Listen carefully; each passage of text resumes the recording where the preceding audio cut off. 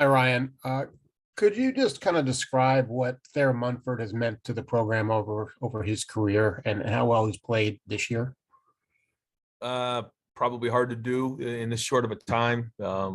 He's a Block O recipient, Bill Willis Award winner, captain, and he really helped us this offseason, this preseason with great leadership. When we had a young team that didn't have a lot of experience, he was a guy that decided to come back.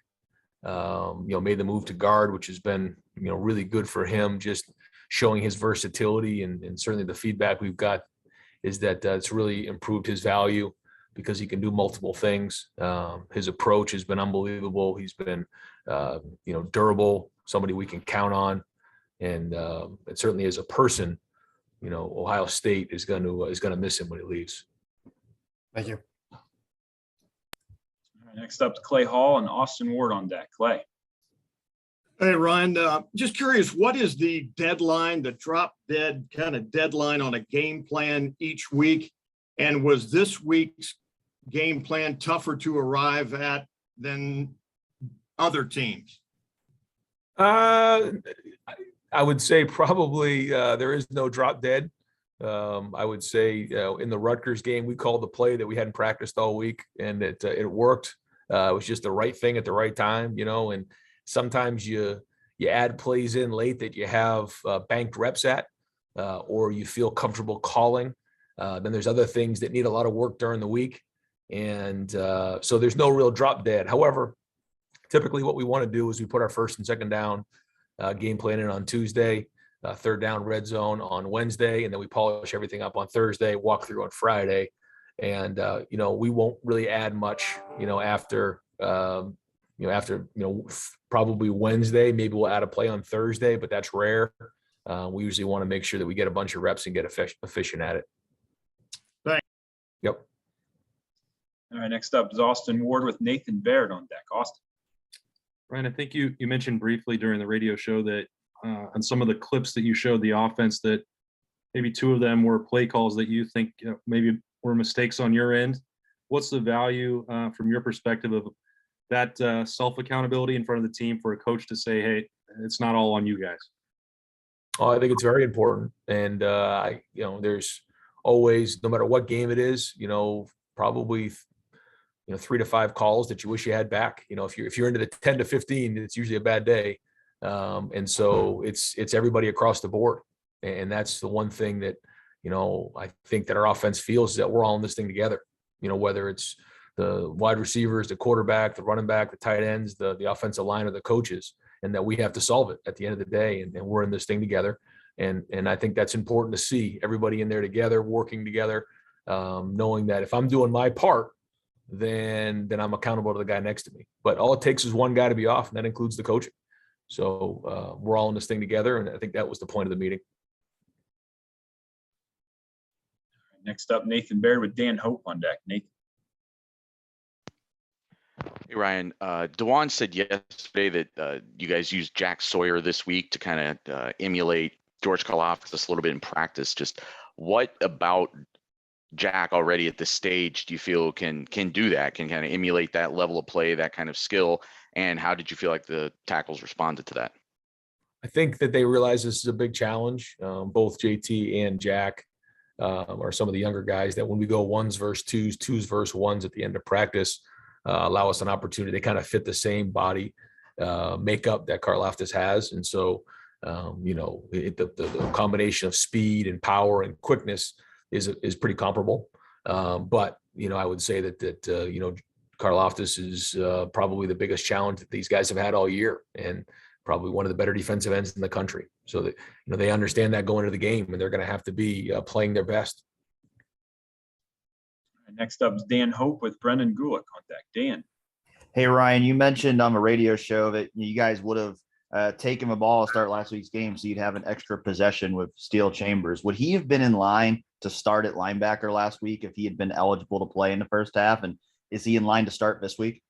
I leave that up to Coach Washington, but he's playing at a starter level for sure. And, I'll leave it at that. And I think, he's playing as good as anybody else on our defense right now. Now he's got to continue that, and we're still going to play depth, and a bunch of other guys are going to play. But I just think when you look at the production, it's been significant. Brendan Gulick up and Tim May on deck. Brendan. Hey, Ryan, during the show, it sounded like you had made a comment about guys were taking things in practice a little bit more seriously from the perspective that they wanted to be perfect on plays. They wanted to really nail certain plays. I'm curious if there's one or two guys that have stood out to you this year that you've seen really grow as they've taken practice more and more seriously throughout the course of the season. I don't know if it's just one or two people. Honestly, I wish I could say that. I think it's just across the board. Guys understand how important it is, and it's something I noticed this week. Is there was just a little bit of an urgency to get it right, because when you start to get a bunch of games under your belt, you realize I got 2 or 3 times to get this right in practice. The timing, and when you play against good defenses and good offenses, you have to be just right. And if you're a little bit off, the margin for error is tiny. And so that's what preparation's all about. I think our guys are starting to learn that a little bit more, and we can keep growing in that area. But the better we are in that area, I think the better we'll perform on Saturday. Next up is Tim May with Stephen Means on deck. Tim. Yeah, Ryan, about this time of year, we keep hearing the term trap games this, trap games that. Do you believe in the term trap game? And with as much emphasis as you put on this game, even last week's game, was a struggle, but you warned everybody about it. Do you sense this could be a trap game for your team, or what have you sensed from them from a focus standpoint this week? Well, yeah, I think we're much more rested than we were last week going into that game. Trap game. I think what it is just bringing it every week, and the ability to consistently bring it week in and week out after, having emotional games, big wins, different things that happen, and playing against conference opponents, playing against 9 conference opponents, playing against a non-conference with Oregon. That's 10 games where you can't lay an egg. You can't have a bad day. And so that's part of this process. And I think maybe coming off of last year, some guys who are coming into the program who didn't play much last year, now they're having to play a full season and not being able to take a week off. In the NFL, when you play 16, 17 weeks, you can have 3 or 4 bad weeks. You can't in college football. And when you're playing against this conference right now, that's very, very strong. That's the challenge. Can you bring it week in and week out? And so this is another good team. Again, whether it was Purdue or Nebraska last week or Penn State the week before, we've got to bring it, and it can't be about our opponents. So that has been brought up to him. We talked about that during the bye week. We knew what this run was going to be like, and here we are. And we have to find ways to win. And I do think we're more rested this week, and we've had a good focus. But now again, we got to bring it. Thanks, man. Yep. Stephen Means up with Joey Kaufman on deck. Stephen. Ryan, obviously Travion has established himself as the lead back for you guys, but you said repeatedly that you'd like to see some other guys get involved there with Master and Mind being healthy. But is Evan Pryor in the mix at all to possibly be that second guy for you guys? I don't know if about the second guy right now, but he certainly is in the mix to get in the game. And he's growing every day. He's getting better. He's practicing better. And he's got a very, very bright future here. We think he can be a really good player. Been very impressed with things we've seen. So he's got to be ready to play. All right, next up, our last two, Joey Kaufman with Steve Hellwagon on deck. Joey. Ryan, how has Garrett looked in practice this week after coming off being out last week? He's had a good week of practice. Does he look like he's in a rust, or?